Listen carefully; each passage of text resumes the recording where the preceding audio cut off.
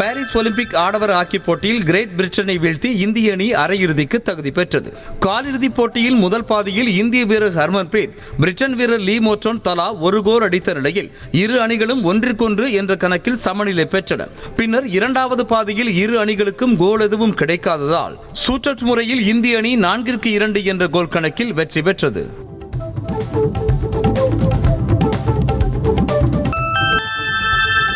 Paris Olympic badminton அரையிறுதிப் போட்டியில் இந்திய வீரர் லக்ஷயா சென் தோல்வியடைந்தார். பேட்மிண்டன் ஆடவர் ஒற்றையர் பிரிவு அரையிறுதி ஆட்டத்தில் இந்திய வீரர் லக்ஷயா சென் டென்மார்க் வீரர் விக்டர் ஆக்சலுடன் மோதினார். விறுவிறுப்பாக நடைபெற்ற இந்த ஆட்டத்தில் 20-22, 14-21 என்ற செட் கணக்கில் லக்ஷயா சென் தோல்வியடைந்ததை அடுத்து டென்மார்க் வீரர் விக்டர் ஆக்சல்சென் இறுதிப் போட்டிக்கு முன்னேறினார்.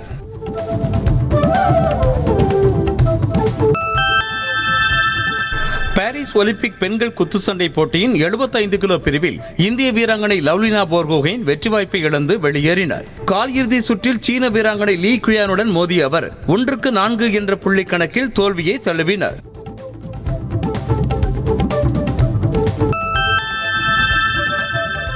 வயநாடு நிலச்சரிவில் சிக்கி உயிரிழந்தோரின் எண்ணிக்கை 366 உயர்ந்துள்ளது. மீட்பு பணிகள் தொடர்ந்து நடைபெற்று வருவதால் பலி எண்ணிக்கை மேலும் உயரும் அபாயம் ஏற்பட்டுள்ளது.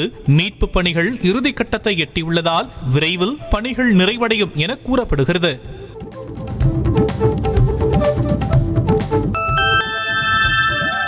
வயநாடு நிலச்சரிவு காரணமாக பாதிக்கப்பட்ட பகுதிகளில் மத்திய இணையமைச்சர் சுரேஷ் கோபி நேரில் சென்று ஆய்வு மேற்கொண்டார். இந்த நிலையில் அங்கு மேற்கொள்ளப்பட்டு வரும் பணிகள் குறித்து அதிகாரிகளிடம் கேட்டறிந்ததோடு நிவாரணப் பணிகளை துரிதப்படுத்துமாறும் அறிவுறுத்தினார்.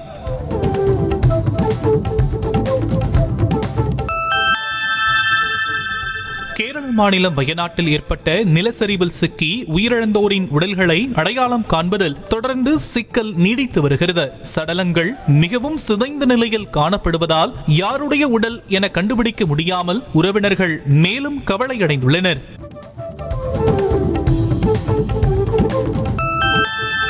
வயநாடு நிலச்சரிவில் மண்ணுக்குள் புதைந்தவர்களின் உடல்களை விண்வெளி தொழில்நுட்பம் மூலம் ஒரு குறிப்பிட்ட அளவுக்கு மட்டுமே கண்டுபிடிக்க இயலும் என இஸ்ரோ தலைவர் சோம்நாத் தெரிவித்திருக்கிறார். பெங்களூருவில் நடைபெற்ற நிகழ்ச்சியில் மண்ணுக்குள் புதைந்துள்ள உடல்களை கண்டுபிடிக்க இஸ்ரோவால் முடியுமா என அவரிடம் கேட்கப்பட்டது.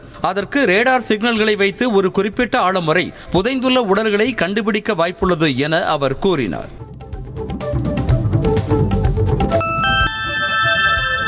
கேரள மாநிலம் வயநாட்டில் தன்னார்வலர்களால் வழங்கப்பட்ட உணவை சாப்பிட்ட ராணுவ அதிகாரிகளுக்கு உடல்நலக் கோளாறு ஏற்பட்டது. வயநாடு நிலச்சரிவில் சிக்கி உயிரிழந்தவர்களின் உடல்களை தேடும் பணி 6வது நாளாக தொடர்ந்து நீடித்தது. இந்த நிலையில் தன்னார்வலர்கள் வழங்கிய உணவை சாப்பிட்ட 3 ராணுவ அதிகாரிகளுக்கு வயிற்றுப்போக்கு ஏற்பட்டதை தொடர்ந்து மாவட்ட நிர்வாகம் மூலம் மட்டுமே வழங்க ராணுவம் வலியுறுத்தியுள்ளது. கர்நாடக மாநிலம் ஷிரூர் பகுதியில் ஏற்பட்ட நிலச்சரிவில் சிக்கி மாயமான கேரளாவை சேர்ந்த லாரி ஓட்டுநர் அர்ஜுனின் குடும்பத்தினரை அம்மாநில முதலமைச்சர் பினராயி விஜயன் நேரில் சந்தித்து ஆறுதல் தெரிவித்தார். கடந்த ஜூலை 16ஆம் தேதி ஷிரூரில் கங்கவள்ளி ஆற்றின் ஓரம் ஏற்பட்ட நிலச்சரிவில் சிக்கி சுமார் 25 டன் மரக்கட்டைகளுடன் சென்ற லாரியும் அதன் ஓட்டுநர் அர்ஜுனும் மாயமாகினர். வயநாடு நிலச்சரிவில் ஏற்பட்ட பாதிப்புகள், மீட்பு மற்றும் நிவாரணப் பணிகள் தொடர்பாக பிரதமர் மோடியிடம் அறிக்கை சமர்ப்பிக்கப்பட்டது. கேரளாவைச் சேர்ந்த மத்திய இணையமைச்சர் ஜார்ஜ் குரியன் பிரதமர் மோடியை சந்தித்து அறிக்கையை வழங்கினார். மேலும் இந்திய ராணுவம் உள்ளிட்ட மத்திய அமைப்புகள் மூலம் துரிதமான மீட்பு மற்றும் நிவாரணப் பணிகளை மேற்கொண்டதற்கு பிரதமருக்கு நன்றி தெரிவித்தார். 2029 தேர்தலிலும் இந்தியா கூட்டணி எதிர்க்கட்சி வரிசையில்தான் அமரும் எனவும் அப்போதும் மோடிதான் மீண்டும் பிரதமராக பதவியேற்பார் எனவும் உள்துறை அமைச்சர் அமித்ஷா தெரிவித்துள்ளார். சண்டிகரில் குடிநீர் திட்டத்தை துவக்கி வைத்து பேசிய அவர், மத்திய பாஜக அரசு இந்த பதவிக்காலத்தை முழுமையாக நிறைவு செய்வதோடு அடுத்த தேர்தலிலும் ஆட்சியை பிடிக்கும் என்றார். ரயில் விபத்துகள் தொடர்ந்து அதிகரித்து வரும் நிலையில் ரயில்வே அமைச்சரை ரீல் அமைச்சர் என குறிப்பிட்டு காங்கிரஸ் விமர்சித்துள்ளது. விசாகப்பட்டினம் ரயில் நிலையத்தில் விரைவு ரயிலின் 3 பெட்டிகள் தீப்பிடித்து எரிந்த சம்பவத்திற்கு கண்டனம் தெரிவித்துள்ள காங்கிரஸ், ரீல் அமைச்சரை பொறுத்தவரை பெருநகரங்களில் இதுபோன்ற சிறு சம்பவங்கள் நிகழ்வது சாதாரணம்தான் என விமர்சித்துள்ளது. வக்ஃப் போர்டின் அதிகாரங்களை குறைக்க மத்திய என்டிஏ கூட்டணி அரசு முடிவு செய்துள்ளதாக தகவல் வெளியாக இருக்கிறது. சொத்துக்களை வக்ஃபு நிலமாக அறிவிக்கும் அதிகாரத்தை பறிப்பது உள்ளிட்ட 40 மாற்றங்களோடு வக்ஃப் சட்ட திருத்த மசோதா அடுத்த வாரம் நாடாளுமன்றத்தில் கொண்டு வரப்படும் என கூறப்படுகிறது. இதற்கான ஒப்புதலை மத்திய கேபினெட் ஏற்கனவே அளித்திருப்பதாகவும் தெரிகிறது.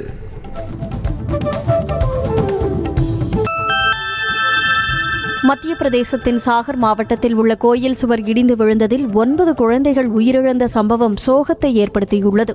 ஷாப்பூர் பகுதியில் உள்ள ஹர்தோல் பாபா கோயிலில் வழிபாட்டு நிகழ்ச்சி நடைபெற்றுக் கொண்டிருந்தது.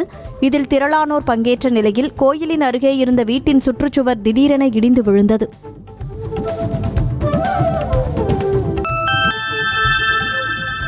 மேற்குவங்க மாநிலம் பர்பா மெதினிபூர் மாவட்டத்தில் ஆக்கிரமிப்புகளை அகற்றியதற்காக பெண் வனத்துறை அதிகாரியை அம்மாநில அமைச்சர் அகில்கிரி மிரட்டிய வீடியோவை பகிர்ந்த பாஜக அவரை கைது செய்ய வேண்டும் என வலியுறுத்தியுள்ளது. தாஜ்பூரில் உள்ள கடற்கரைக்கு அருகே வனத்துறை நிலத்தில் சட்டவிரோதமாக அமைக்கப்பட்டிருந்த சில கடைகளை வனத்துறை அதிகாரி மனிஷா சாஹூ அகற்றியதாக கூறப்படுகிறது.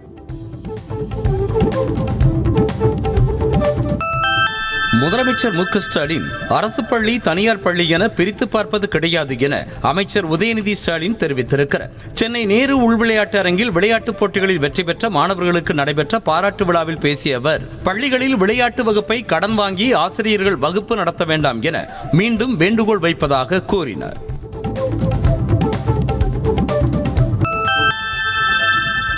ராசிபலன் போடுவது போல கொலைப்பட்டியல்களை நாளிதழ்களில் பிரசுரிக்கும் அளவிற்கு சட்டம் ஒழுங்கை திமுக அரசு சீர்குலைத்துள்ளதாக எதிர்க்கட்சித் தலைவர் EPS விமர்சித்துள்ளார். தமது எக்ஸ் பதிவில், நாள்தோறும் அரங்கேறும் கொலைகளால் எப்படி மக்கள் பாதுகாப்பாக உணர முடியும், எப்படி அச்சமின்றி வேலைக்கு செல்ல முடியும் என அடுக்கடுக்காக கேள்விகளை எழுப்பியுள்ளார்.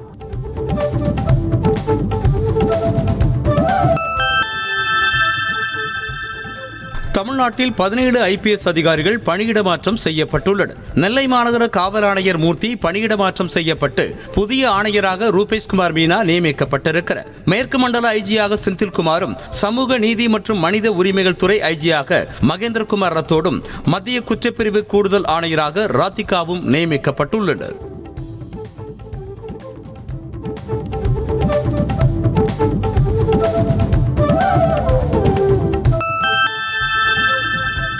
மத்திய பட்ஜெட்டில் தமிழகத்தை புறக்கணித்து ஓரவஞ்சனை காட்டப்பட்டதற்கு கண்டனம் தெரிவித்தும் நீட் தேர்வை ரத்து செய்ய கோரியும் வரும் 14ஆம் தேதி மதிமுக சார்பில் மாவட்ட தலைநகரங்களில் ஆர்ப்பாட்டம் நடைபெறும் என வைகோ அறிவித்துள்ளார். சென்னையில் செய்தியாளர்களுக்கு பேட்டியளித்த அவர், மத்திய பட்ஜெட் என்பது ஒரு கானல் நீராகத்தான் இருக்கிறது என்றார். நலிவடைந்து வரும் திரைத்துறையை பாதுகாக்கவும், லட்சக்கணக்கான தொழிலாளர் குடும்பங்களின் வாழ்வாதாரங்களை காக்கவும் அனைவரும் கைகோர்க்க வேண்டும் என பாமக தலைவர் அன்புமணி ராமதாஸ் வலியுறுத்தியிருக்கிறார். அவர் வெளியிட்டிருக்கும் அறிக்கையில், தமிழ் திரைப்பட தயாரிப்பாளர் சங்கத்திற்கும் நடிகர் சங்கத்திற்கும் இடையே ஏற்பட்டிருக்கும் கருத்து மோதல்களால் திரைத்துறையே முடங்கும் நிலை உருவாகியுள்ளதாக தெரிவித்திருக்கிறார்.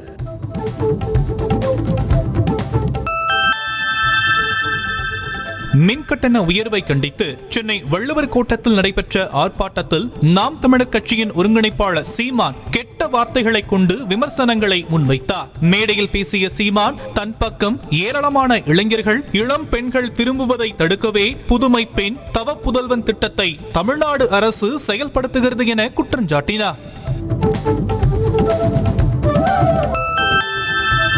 தமிழக பாஜக தலைவர் அண்ணாமலை திங்கட்கிழமை டெல்லி சென்று மீனவர்கள் பிரச்சினை தொடர்பாக மத்திய வெளியுறவுத்துறை அமைச்சர் ஜெயசங்கரை சந்திக்க உள்ளதாக தகவல் வெளியாகியுள்ளது. தமிழக மீனவர்கள் மீது இலங்கை கடற்படையினர் தொடர்ந்து தாக்குதல் நடத்தி வரும் நிலையில் டெல்லி செல்லும் அண்ணாமலை மீனவர்கள் பிரச்சினைக்கு தீர்வு காண வெளியுறவுத்துறை அமைச்சரிடம் மனு அளிக்க உள்ளதாகவும் தகவல் வெளியாகியுள்ளது. நெல்லை மாநகராட்சி மேயர் வேட்பாளராக 25வது வார்டு திமுக கவுன்சிலரான கிட்டு என்ற ராமகிருஷ்ணன் அறிவிக்கப்பட்டிருக்கிறார். நெல்லை மாநகராட்சி மேயராக இருந்த சரவணன் ராஜினாமா செய்ததை அடுத்து மேயர் தேர்தலில் போட்டியிட பல மாமன்ற உறுப்பினர்கள் ஆர்வம் காட்டி வந்த நிலையில் அமைச்சர்கள் KN நேரு, தங்கம் தென்னரசு ஆகியோர் தலைமையில் நடைபெற்ற ஆலோசனையில் முடிவு செய்யப்பட்டது.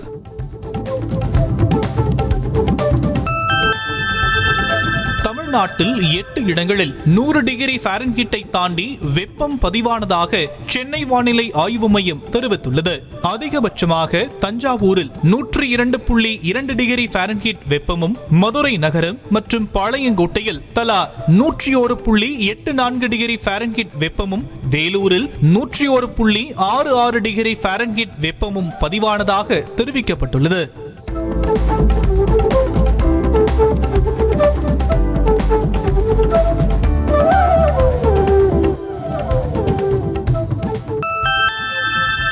தமிழ்நாட்டில் உள்ள 8 மாவட்டங்களில் திங்கட்கிழமை கனமழை பெய்ய வாய்ப்புள்ளதாக சென்னை வானிலை ஆய்வு மையம் எச்சரிக்கை விடுத்துள்ளது. அதன்படி கோவை மாவட்ட மலைப்பகுதிகள், நீலகிரி, கடலூர், புதுக்கோட்டை, தஞ்சை, திருவாரூர், நாகை, மயிலாடுதுறை ஆகிய மாவட்டங்களில் கனமழை பெய்ய வாய்ப்புள்ளது என கணிக்கப்பட்டுள்ளது.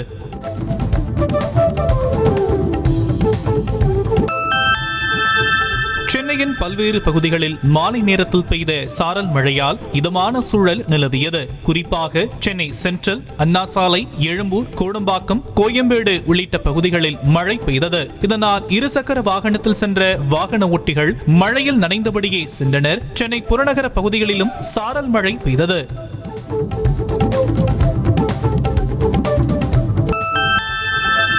ராணிப்பேட்டை மாவட்டத்தின் பல்வேறு பகுதிகளில் பெய்த மழையால் வெப்பம் தணிந்து குளிர்ச்சியான சூழல் நிலவியது. குறிப்பாக ஆற்காடு, விஷாரம், வாலாஜாப்பேட்டை, ரத்தினகிரி உள்ளிட்ட பகுதிகளில் சுமார் 1 மணி நேரம் மழை பெய்தது. இதனிடையே வாலாஜாப்பேட்டையில் மழை நீருடன் கழிவுநீர் கலந்து சாலையில் தேங்கியதால் பொதுமக்கள் அவதியடைந்தனர்.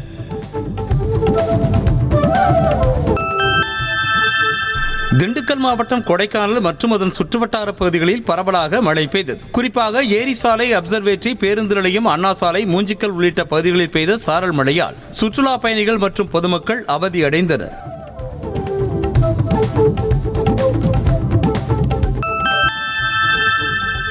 சேலம் மாவட்டம் மேட்டூர் அருகே தூர்வாரப்படாத ஏரியால் மாணவியர் விடுதி மற்றும் வீடுகளுக்குள் தண்ணீர் புகுந்தது. மேட்டூர் அணை முழு கொள்ளளவை எட்டியதைத் தொடர்ந்து திறக்கப்பட்ட உபரி நீரால் நங்கவள்ளியில் உள்ள ஏரி நிரம்பியது. இந்த ஏரி தூர்வாரப்படாமல் ஆகாய தாமரை செடிகள் படர்ந்து கிடந்ததால் ஏரியிலிருந்து வெளியேறிய தண்ணீர் அருகில் உள்ள குடியிருப்புகள் மற்றும் அரசினர் மாணவியர் விடுதிக்குள் புகுந்தது.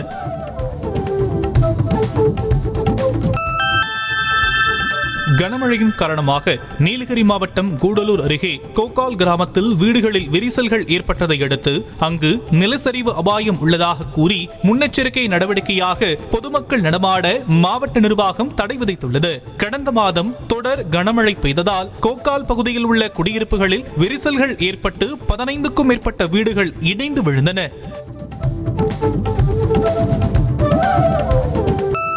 சென்னை போரூர் அருகே அதிவேகமாக வந்த உயர் ரக ரேஸ் பைக் மோதி பணியில் இருந்த காவலர் உயிரிழந்த சம்பவம் அதிர்ச்சியை ஏற்படுத்தியது. போரூர் காவல் நிலைய காவலர் குமரன் தாம்பரம் மதுரவாயில் புறவழி சாலையில் ரோந்து பணியில் இருந்ததாக கூறப்படுகிறது. அப்போது சாலையில் பைக்கை திருப்ப முற்பட்ட போது தாம்பரத்திலிருந்து போரூர் நோக்கி அதிவேகமாக வந்த நிஞ்சா பைக் மோதியது.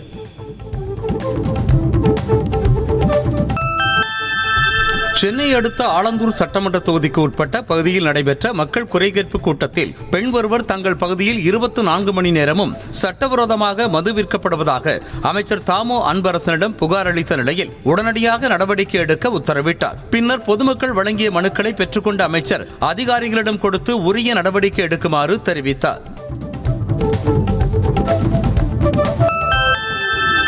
குமரி மாவட்டம் திருவட்டார் காங்கிரஸ் கவுன்சிலர் உஷாகுமாரியின் கணவர் ஜான்சன் என்பவர் வெட்டி கொலை செய்யப்பட்ட வழக்கில் கூலிப்படையைச் சேர்ந்த மாரிமுத்து, விக்னேஸ்வரன், வினித் மற்றும் ஒரு சிறுவன் உட்பட 4 பேரை தனிப்படை போலீசார் கைது செய்தனர். போலீஸ் விசாரணையில் தொழில் போட்டி காரணமாக ஜான்சனை வெள்ளாங்கோடு பகுதியைச் சேர்ந்த ராஜ்குமார் என்பவர் கூலிப்படையை ஏவி கொலை செய்தது தெரியவந்தது. இதனையடுத்து அவரை போலீசார் தேடி வருகின்றனர்.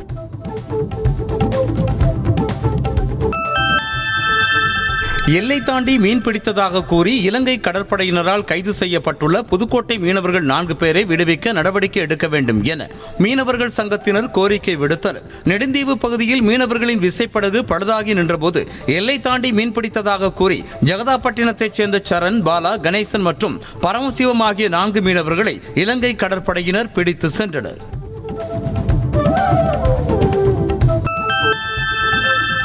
வயநாட்டில் நிலச்சரிவால் பாதிக்கப்பட்ட மக்களுக்கு கோவை மாவட்டம் பொள்ளாச்சியில் உள்ள இஸ்லாமிய பள்ளிவாசல் சார்பில் 15 லட்சம் ரூபாய் மதிப்புடைய நிவாரணப் பொருட்கள் அனுப்பப்பட்டன. அர் அஹ்மத் சுன்னத் ஜமாஅத் சாஃபியா மஸ்ஜித் மற்றும் பொதுமக்கள் சார்பில் நிவாரணப் பொருட்கள் பெறப்பட்டு லாரிகள் மூலம் அனுப்பி வைக்கப்பட்டன.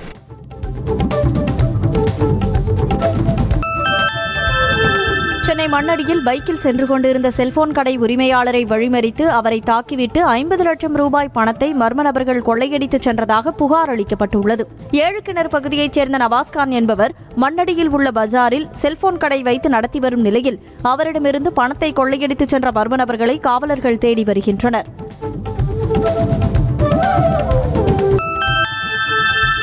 வடசென்னை மாவட்ட பாஜக தலைவர் கைது செய்யப்பட்டதை கண்டித்து தொண்டர்களும் நிர்வாகிகளும் காவல் நிலையத்தை முற்றுகையிட்டு ஆர்ப்பாட்டத்தில் ஈடுபட்டதால் பரபரப்பு ஏற்பட்டது. பாஜக வடசென்னை மேற்கு மாவட்ட தலைவர் கபிலன் முதலமைச்சர் மு.க. ஸ்டாலின் மற்றும் அமைச்சர்கள் குறித்து அவதூறாக பேசியதாக பெரவள்ளூர் போலீசார் கொலை மிரட்டல் உள்ளிட்ட 6 பிரிவுகளின் கீழ் வழக்கு பதிந்து கைது செய்தனர். மேட்டூர் அணையில் இருந்து காவிரியாற்றில் திறந்துவிடப்பட்ட தண்ணீர் திருவாரூர் மாவட்டம் நீடாமங்கலம் அருகே மூணாறு தலைப்பிற்கு சென்றடைந்ததால் விவசாயிகள் மகிழ்ச்சி அடைந்தனர். மூணாறு தலைப்பிற்கு காவிரி நீர் வந்தடைந்ததை தொடர்ந்து பாசனத்திற்காக வெண்ணாற்றில் 1200 கன அடியும், கோரையாற்றில் 1700 கன அடியும், பாமணி ஆற்றில் 520 கன அடி தண்ணீர் திறந்துவிடப்பட்டுள்ளது. நீலகிரி மாவட்டம் ஷூட்டிங் வட்டம் பகுதியில் விடுமுறை தினத்தை முன்னிட்டு சுற்றுலா பயணிகள் குவிந்ததால் களை கட்டியது.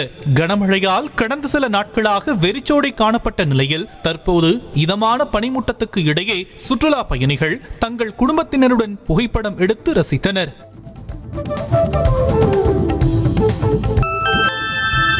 வார விடுமுறையை முன்னிட்டு திண்டுக்கல் மாவட்டம் கொடைக்கானலில் குவிந்த சுற்றுலா பயணிகள் இயற்கை அழகை கண்டு ரசித்தனர். குறிப்பாக மோயர் சதுக்கம், பைன்மர சோலை, பில்லர் ராக், பசுமை பள்ளத்தாக்கு உள்ளிட்ட சுற்றுலா தலங்களில் சுற்றுலா பயணிகளின் கூட்டம் அதிகரித்து காணப்பட்டது. ஆடி அமாவாசை மற்றும் வார விடுமுறையை கழிப்பதற்காக சேலம் மாவட்டம் ஏற்காட்டில் திரண்ட சுற்றுலா பயணிகள் அண்ணா பூங்கா, மான் பூங்கா உள்ளிட்ட பகுதிகளில் இயற்கை எழில் கொஞ்சும் காட்சிகளை கண்டு களித்தனர். இதனால் தங்கும் விடுதிகள் நிரம்பி வழிந்ததோடு வியாபாரமும் களை கட்டியதால் வியாபாரிகள் மகிழ்ச்சி அடைந்தனர்.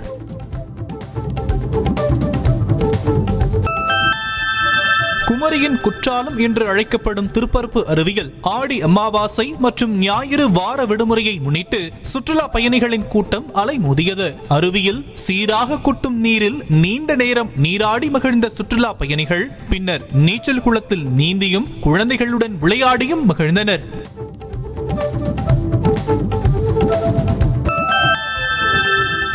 திருவள்ளூர் மாவட்டம் கும்மிடிப்பூண்டி சிப்காட் தொழிற்பேட்டை அருகே இருசக்கர வாகனத்தின் மீது லாரி மோதியதில் வடமாநில இளைஞர் சம்பவ இடத்திலேயே உயிரிழந்தார். சிந்தலக்குப்பம் கிராமத்தில் கடந்த 15 ஆண்டுகளாக வசித்து வந்த பீகார் மாநிலத்தைச் சேர்ந்த கிருஷ்ணகுமார் விபத்தில் சிக்கிய நிலையில் உடல் நசுங்கி சம்பவ இடத்திலேயே உயிரிழந்தார்.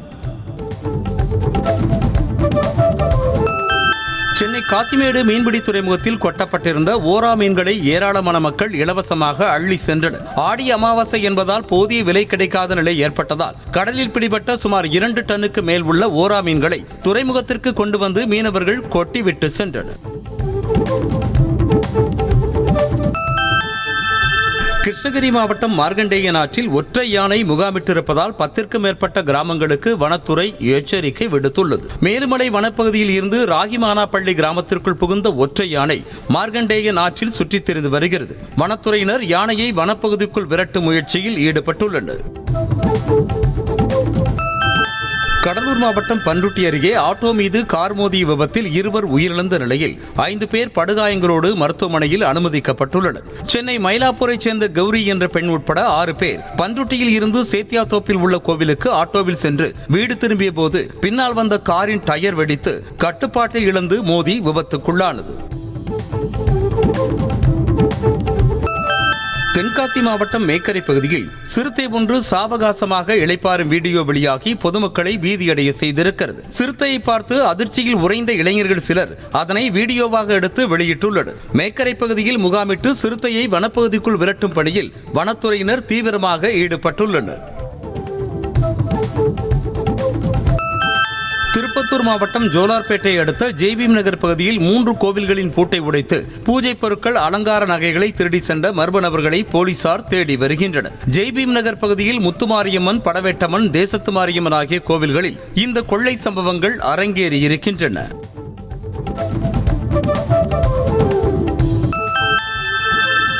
சிவகங்கை மாவட்டம் காரைக்குடியில் அனுமதிக்கப்படாத வழித்தடத்தில் சென்ற மினி பேருந்தை அனுமதிக்கப்பட்ட வழித்தடத்தில் செல்லும் மினி பேருந்து ஓட்டுநர்கள் உருட்டுக்கட்டையால் மறித்து தகராறில் ஈடுபட்டதால் பரபரப்பு ஏற்பட்டது. இதையடுத்து சம்பவ இடத்துக்கு விரைந்து வந்த போலீசார் தகராறில் ஈடுபட்ட ஓட்டுநர் மற்றும் நடத்துனருடன் அனுமதி பெறாத வழித்தடத்தில் இயங்கிய மினி பேருந்தையும் காவல் நிலையம் கொண்டு சென்றனர். சென்னை வானகரத்தில் டிஎஸ் சீனிவாசன் தொழில்நுட்ப கல்லூரியின் 15வது பட்டமளிப்பு விழா இன்று நடைபெற்றது. விழாவின் போது 106 மாணவர்களுக்கு பட்டங்கள் வழங்கப்பட்டு சிறந்து விளங்கிய மாணவர்களுக்கு சிறப்பு பரிசாக ரூபாய் 50,000 ஊக்கத்தொகையும் வழங்கப்பட்டது. திருவள்ளூரில் மாநில அளவிலான அட்டையா பட்டையா தமிழ் பாரம்பரிய விளையாட்டுப் போட்டி நடைபெற்றது. இதில் சென்னை, சேலம், ஈரோடு என 20க்கும் மேற்பட்ட மாவட்டத்தை சேர்ந்த அணிகள் கலந்து கொண்டனர். இறுதிப் போட்டியில் வெற்றி பெறும் வீரர்களுக்கு கோப்பை மற்றும் பரிசுகள் வழங்கப்பட உள்ளது.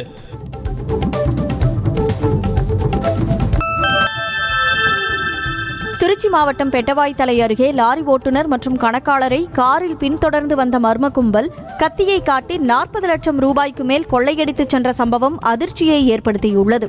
திண்டுக்கல் மாவட்டம் ஒட்டஞ்சத்திரத்தைச் சேர்ந்த தொழிலதிபர் ரமணிக்கு சொந்தமான லாரியில் இந்த கொள்ளை சம்பவம் அரங்கேற்றப்பட்டுள்ளது.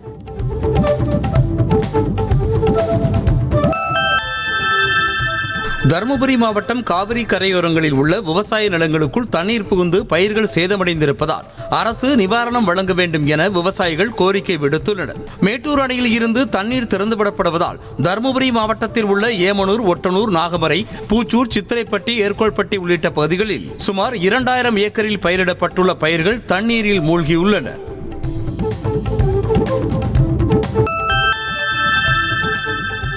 குமரி மாவட்டம் குளச்சல் அருகே நண்பர்களுடன் குளத்தில் குளிக்க சென்ற கல்லூரி மாணவன் நீரில் மூழ்கி உயிரிழந்த நிலையில் தீயணைப்பு வீரர்கள் சுமார் 6 மணி நேரமாக தேடி மாணவனின் சடலத்தை மீட்டனர். சுவாமித்தோப்பு பகுதியைச் சேர்ந்த பெனில் என்பவர் சக மாணவர்கள் 5 பேருடன் கரையா குளத்திற்கு குளிக்க சென்ற போது தண்ணீரில் மூழ்கி பரிதாபமாக உயிரிழந்தார்.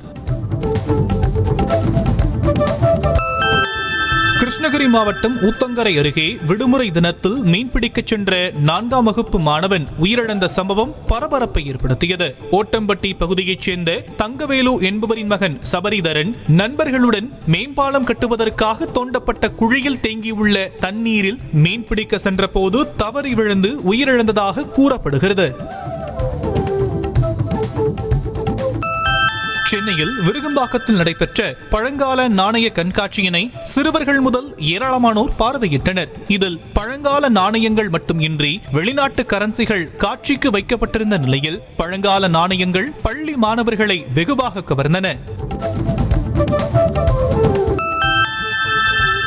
தஞ்சை மாவட்டம் பாபநாசம் அருகே உள்ள ராஜகிரி பாசன வாய்க்கால் குப்பை கிடங்காக மாறி வருவதாக விவசாயிகள் புகார் தெரிவித்தனர். ராஜகிரி பாசன வாய்க்காலை நம்பி சுமார் 800 ஏக்கர் விளைநிலங்கள் இருந்து வரும் நிலையில் பல ஆண்டுகளாக தூர்வாரப்படாததால் வாய்க்கால் குப்பை கூளமாக காட்சியளிக்கிறது. இதனை விரைந்து சீரமைக்க வேண்டும் என விவசாயிகள் கோரிக்கை விடுத்துள்ளனர்.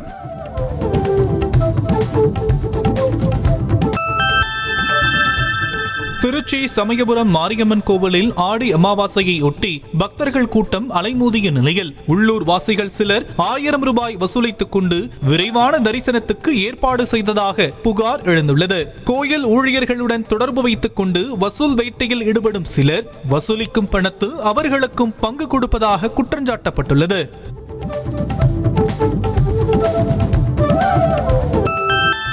ராணிப்பேட்டை மாவட்டம் சோளிங்கர் லட்சுமி நரசிம்மசுவாமி கோவிலில் பராமரிப்பு பணி காரணமாக ரோப்கார் சேவை 22 நாட்களுக்கு நிறுத்தப்படுகிறது. ரோப்கார்கள் பராமரிப்பு பணிக்காக ஆண்டுக்கு 22 நாட்கள் நிறுத்தப்படுவது வழக்கம். அந்த வகையில் வருடாந்திர பராமரிப்பு பணிக்காக ஆகஸ்ட் 16ஆம் தேதி முதல் செப்டம்பர் 6ஆம் தேதி வரை ரோப்கார் சேவை நிறுத்தப்பட உள்ளது.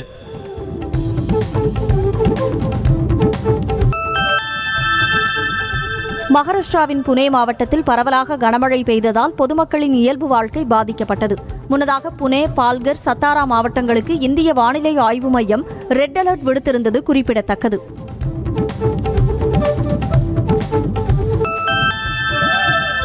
மகாராஷ்டிரா மாநிலம் புனேவில் உள்ள பாவ்னா அணையில் திறக்கப்பட்ட உபரி நீர் காரணமாக நதியில் கடும் வெள்ளப்பெருக்கு ஏற்பட்டது. இதனால் பிம்பிரி சிஞ்ச்பாத் பகுதியில் உள்ள விநாயகர் கோவிலை வெள்ளம் சூழ்ந்த நிலையில் பக்தர்கள் செல்ல தடை விதிக்கப்பட்டுள்ளது. மேலும் கரையோரம் வசிக்கும் மக்கள் பாதுகாப்பாக இருக்க அறிவுறுத்தப்பட்டுள்ளது.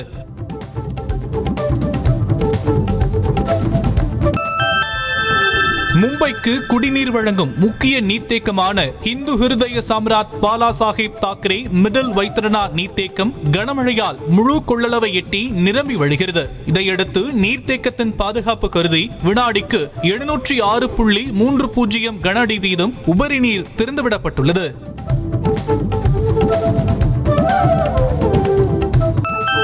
மகாராஷ்டிரா மாநிலம் மும்பைக்கு கனமழைக்கான ஆரஞ்சு அலர்ட் விடுக்கப்பட்டுள்ள நிலையில் மரைன் டிரைவ் கடற்கரை பகுதியில் பல அடி உயரத்துக்கு ஆக்ரோஷமாக அலைகள் எழும்பின. பொதுமக்கள் பலரும் அப்பகுதியில் திரண்டு ஆர்ப்பரித்து எழுந்த அலைகளை பார்த்து ரசித்தனர்.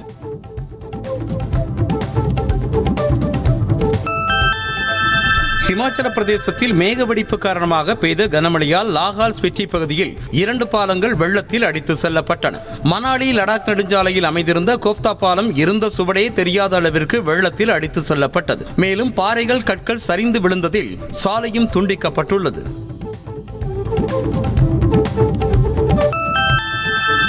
ஹிமாச்சல பிரதேசத்தில் மேகவெடிப்பு காரணமாக ஏற்பட்ட கனமழையால் பல்வேறு பகுதிகளில் சாலைகள் வெள்ளத்தில் அடித்து செல்லப்பட்டு போக்குவரத்து துண்டிக்கப்பட்ட நிலையில் அவைகளை சரி செய்யும் பணிகளில் ராணுவம் ஈடுபட்டுள்ளது. ராம்பூரில் உள்ள சமேஜில் தற்காலிக இரும்பு பாலம் அமைத்து மீட்பு பணிகளை எளிதாக்கும் பணியும் தீவிரப்படுத்தப்பட்டுள்ளது. மத்திய பிரதேசத்தில் கடந்த 2 நாட்களாக பெய்து வந்த தொடர் மழையால் மாநிலத்தில் உள்ள ஆறுகளில் நீர்மட்டம் அபாய கட்டத்தை தாண்டி சென்றது. தொடர் மழையால் மத்திய பிரதேசத்தில் உள்ள கோபத்தாறு, சோனையாறு மற்றும் ஓடைகள் அனைத்தும் நிரம்பியுள்ளன. இதில் சித்தியில் உள்ள கோபத்தாற்றில் நீர்மட்டம் அபாய கட்டத்தை தாண்டி சென்றதால் வெள்ள அபாய எச்சரிக்கை விடுக்கப்பட்டது. ஜம்மு காஷ்மீரில் மேகவெடிப்பு காரணமாக ஏற்பட்ட கனமழையால் குடியிருப்புகள், விவசாய நிலங்கள் கடுமையாக சேதமடைந்துள்ளன. கேண்டபல் மாவட்டத்தின் செட்வான் கங்கன் பகுதியில் கனமழையால் கட்டிடங்கள் இடிந்த நிலையில் கார் உட்பட பல வாகனங்கள் இடிபாடுகளில் சிக்கி சேதமடைந்தன. இந்த நிலையில் பாதிக்கப்பட்ட இடங்களில் மீட்பு பணிகள் தீவிரமடைந்துள்ளன. ஜம்மு காஷ்மீரின் கந்தர்பால் மாவட்டத்தில் சனிக்கிழமை இரவு ஏற்பட்ட மேகவெடிப்பால் கனமழை மற்றும் வெள்ளப்பெருக்கு ஏற்பட்ட நிலையில் ஸ்ரீநகர் லே நெடுஞ்சாலையில் போக்குவரத்து துண்டிக்கப்பட்டது. இதனால் மேனிகம் பகுதியில் சரக்கு லாரிகள் உட்பட நூற்றுக்கணக்கான வாகனங்கள் சாலையோரம் நீண்ட வரிசையில் நிறுத்தி வைக்கப்பட்டிருந்தன. இந்தியாவில் வெள்ளப்பெருக்கை ஏற்படுத்தும் திட்டத்தோடு பிரம்மபுத்திரா நதியில் பிரம்மாண்டமான நீர்மின் திட்டத்தை சீனா மேற்கொள்ள உள்ளதாக தகவல் வெளியாகியுள்ளது. பிரம்மபுத்திரா நதியில் இதற்காக சீனா மாபெரும் அணையை கட்டுவதாக ஆஸ்திரேலியாவின் கொள்கை திட்டமிடல் அமைப்பு தெரிவித்திருக்கிறது. பெங்களூருவில் அடுக்குமாடி குடியிருப்புக்குள் புகுந்து காலணிகளை திருடிய திருடன் ஒவ்வொரு காலணியையும் சோதித்து பார்த்து நல்ல நிலையில் உள்ள காலணிகளை மட்டுமே திருடி சென்ற சிசிடிவி காட்சிகள் வெளியாகியுள்ளன. இந்த வீடியோவை பகிர்ந்து பெங்களூரு போலீசார் உரிய நடவடிக்கை எடுக்க இணையவாசிகள் கோரிக்கை விடுத்துள்ளனர். மகாராஷ்டிரா மாநிலம் சதாரா மாவட்டத்தில் செல்ஃபி எடுக்க முயன்ற போது 100 அடி பள்ளத்தில் தவறி விழுந்த இளம்பெண்ணை மீட்பு படையினர் கயிறு கட்டி பத்திரமாக மீட்டனர். தோஸ்கர் நீர்வீழ்ச்சிக்கு சுற்றுலா சென்ற இளம்பெண் கனமழையால் அருவி மூடப்பட்டிருந்த நிலையில் அருகில் உள்ள மலைமுகட்டில் நின்று செல்ஃபி எடுக்க முயன்ற போது தவறி விழுந்தார். ஐபோன், ஐபாட் உள்ளிட்ட ஆப்பிள் நிறுவன தயாரிப்புகளால் வாடிக்கையாளர்களுக்கு பல்வேறு தனிநபர் பாதிப்புகள் ஏற்படலாம் என மத்திய அரசு எச்சரித்துள்ளது. இவற்றில் இருந்து மிகவும் முக்கியமான தரவுகள் திருடப்படவோ உளவு பார்க்கப்படவோ வாய்ப்புள்ளதாக சர்ச் இன் எனப்படும் மத்திய அரசின் கணினி அவசரகால மீட்புக் குழுவினர் தங்களது அதிகாரப்பூர்வ இணையதளத்தில் தெரிவித்துள்ளனர். குஜராத் மாநிலம் அகமதாபாத்தில் கன்வார் யாத்திரை மேற்கொண்டுள்ள பக்தர்கள் மீது ட்ரோன்கள் மூலம் பூக்கள் தூவி சிறப்பான வரவேற்பு அளிக்கப்பட்டது. அமர்நாத் ஆலய நிர்வாகம் சார்பில் இந்த ஏற்பாடு செய்யப்பட்டது. ஆந்திர மாநிலம் அனந்தபுரம் மாவட்டத்தில் 6 கரடிகள் உலா வருவதால் மக்கள் அச்சம் அடைந்துள்ளனர். கரிஞானப்பள்ளி கிராமத்தின் அருகே உள்ள மலைப்பகுதியில் உலாவரும் கரடிகள் அப்பகுதியில் உள்ள பயிர்களை உண்பதால் பயிர் இழப்பு ஏற்படுவதாக விவசாயிகள் கவலை தெரிவித்தனர். மேலும் உலாவரும் கரடிகள் மக்களையும் தாக்கும் அபாயம் உள்ளதால் அங்குள்ள குடியிருப்பு வாசிகள் வீட்டை விட்டு வெளியேற முடியாமல் தவித்து வருகின்றனர்.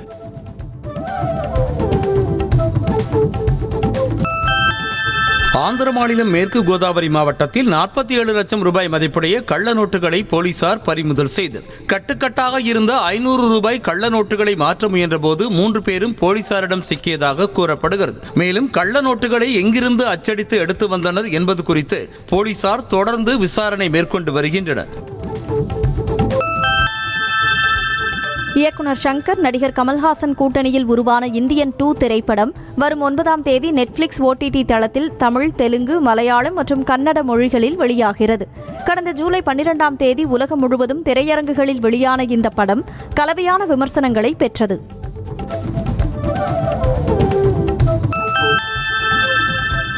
மாளவிகா மோகனன் பிறந்த நாளை முன்னிட்டு சிறப்பு போஸ்டரை வெளியிட்டு தங்கலான் படக்குழு வாழ்த்து தெரிவித்துள்ளது. பா ரஞ்சித் இயக்கத்தில் விக்ரம் நடிப்பில் வெளியாக உள்ள தங்கலான் திரைப்படத்தில் மாளவிகா மோகனன் முக்கிய கதாபாத்திரத்தில் நடித்துள்ளார். இந்த நிலையில் அவருடைய 31வது பிறந்த நாளை முன்னிட்டு தங்கலான் படக்குழு புதிய போஸ்டர் ஒன்றை பகிர்ந்து வாழ்த்து தெரிவித்துள்ளனர்.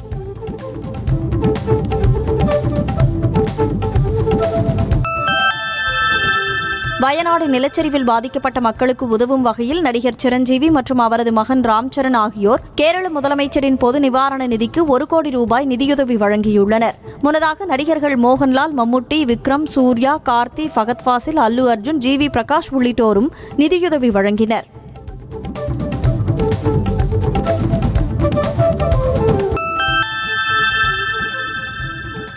வயநாடு நிலச்சரிவில் பாதிக்கப்பட்டவர்களுக்கு 25 லட்சம் ரூபாய் நிவாரண நிதியாக வழங்குவதாக நடிகர் அல்லு அர்ஜுன் தெரிவித்துள்ளார். இது தொடர்பாக அவர் வெளியிட்டுள்ள எக்ஸ் பதிவில், கேரள முதலமைச்சரின் பேரிடர் நிவாரண நிதிக்கு 25 லட்சம் ரூபாய் வழங்கப்படும் என குறிப்பிட்டுள்ளார். ஏற்கனவே நடிகர்கள் மோகன்லால், விக்ரம், நடிகை நயன்தாரா உள்ளிட்டோர் நிவாரண நிதி வழங்கியது குறிப்பிடத்தக்கது.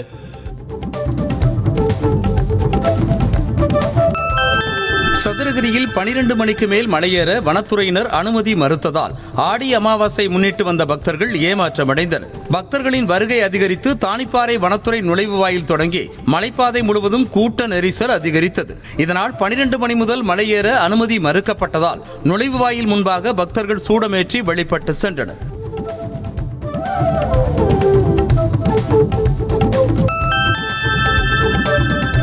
தேனி மாவட்டம் கம்பம் அருகே மேற்கு தொடர்ச்சி சுருளிமலை அடிவாரத்தில் அமைந்துள்ள ஆதி அண்ணாமலையார் வட்டக்கோவிலின் மகா கும்பாபிஷேக விழா வெகு விமர்சையாக நடைபெற்றது. தொடர்ந்து சிவலிங்கத்திற்கு சிறப்பு அபிஷேக ஆராதனை நடைபெற்றது. அதில் திரளான பக்தர்கள் கலந்து கொண்டு தரிசனம் செய்தனர். புதுக்கோட்டை மாவட்டம் செல்லுகுடி வீரலட்சுமி அம்மன் கோவிலில் ஆடி திருவிழாவில் திரளான பக்தர்கள் முளைப்பாரி எடுத்து சாமி தரிசனம் செய்தனர். தொடர்ந்து பக்தர்கள் தலையில் தேங்காய் உடைத்தும் கோவில் பூசாரியிடம் சாட்டையடி பெற்றும் நேர்த்தி கடன் செலுத்தினர்.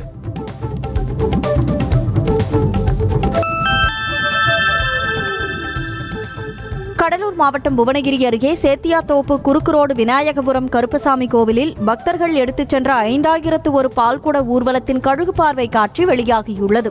கோவிலில் ஆடி அமாவாசையை முன்னிட்டு 5001 பால்குட ஊர்வலம் வெகு விமர்சையாக நடைபெற்றது.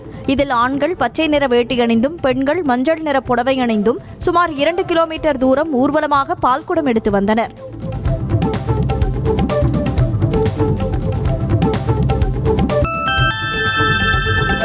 திண்டுக்கல் மலைக்கோட்டை அருகில் உள்ள பழமை வாய்ந்த புனித செபஸ்தியார் ஆலய திருவிழா கொடியேற்றத்துடன் கோலாகலமாக தொடங்கியது. புனித செபாஸ்தியார் திருவுருவம் பொறித்த கொடியினை மலர்களால் அலங்காரம் செய்து ஊர்வலமாக எடுத்துச் செல்லப்பட்டு பின் கொடியேற்றத்துடன் திருவிழா தொடங்கியது.